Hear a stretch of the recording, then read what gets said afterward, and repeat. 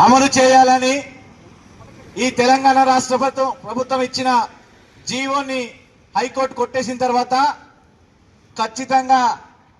దాన్ని భారత రాజ్యాంగంలో ఆర్టికల్ 9లో చేర్చాలని డిమాండ్తో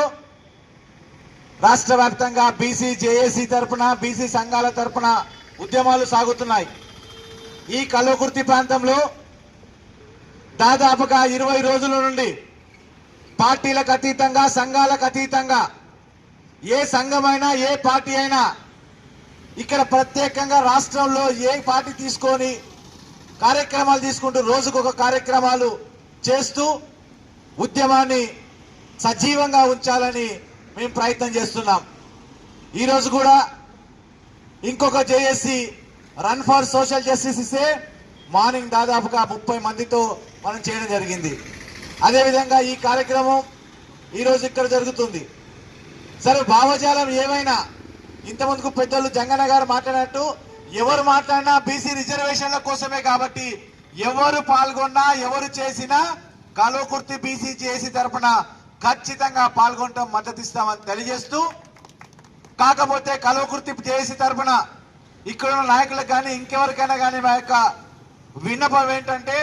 ఏం చేసినా అందరం కలిసి చేస్తే చాలా పెద్ద ఎత్తున ఉంటుందని సమాచారం చేస్తూ బాగుంటుందని తెలియజేస్తూ ఖచ్చితంగా రేపు రాబోయే కాలంలో ఈ తెలంగాణ రాష్ట్ర ప్రభుత్వం ఎన్నికలను నిర్వహిస్తే ఖచ్చితంగా బహిష్కరించే విధంగా పనిచేయాలని ఆర్టికల్ 9లో చేర్చే విధంగా రాష్ట్ర ప్రభుత్వం అన్ని అఖిలపక్ష పార్టీలని బీసీ సంఘాలని ఏకం చేసి కేంద్రం పైన యుద్ధం చేసైనా ఆ షెడ్యూల్ 9లో చేర్చే విధంగా పోరాటం చేయాలని